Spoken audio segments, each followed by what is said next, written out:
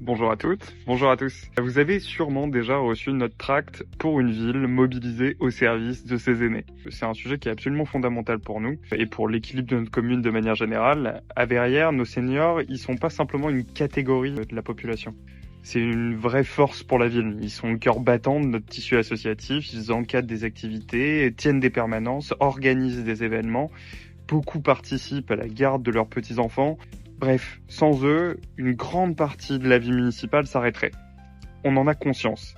Et pourtant, la ville ne leur facilite pas la vie, contrairement à ce qu'on pourrait penser. L'état très dégradé des trottoirs rend les déplacements parfois risqués. L'absence de bancs sur les axes principaux empêche de faire une pause. L'accessibilité de plusieurs équipements reste très insuffisante. L'offre des navettes gratuites est trop limitée. C'est tout ça, en fait, qui doit changer. Alors, nous, on propose un plan immédiat de remise à niveau des trottoirs et des traversées piétonnes les plus dangereuses, ainsi que l'installation de bancs sur les principaux axes et dans chaque quartier, et l'augmentation des stationnements réservés aux personnes à mobilité réduite au-delà du minimum légal. Nous voulons renforcer également la navette municipale avec des horaires qui seraient élargis et des arrêts qui seraient mieux adaptés aux besoins réels. Nous proposons aussi la création d'un conseil des aînés auprès du conseil municipal pour que leurs besoins soient entendus en permanence et que les politiques publiques soient évaluées avec eux.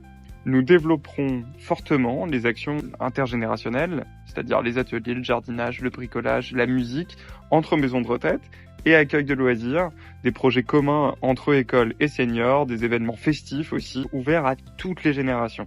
On veut soutenir la pratique du sport santé en lien avec les dispositifs soutenus par l'assurance maladie. Je sais que le TUVB a déjà commencé ce travail-là, il faut les aider. Nous traiterons en priorité le développement de l'EHPAD hors les murs pour permettre le maintien à domicile le plus longtemps possible. Enfin, on modernisera le dialogue avec la mairie avec une application unique pour les démarches qui sont courantes, les commandes de repas, les inscriptions, les achats chez les commerçants, avec bien sûr un accueil physique renforcé pour celles et ceux qui en ont besoin et qui sont loin du numérique. Je vais être très clair, une ville dynamique, c'est une ville qui respecte et valorise ses aînés. C'est notre engagement, je réinsiste là-dessus.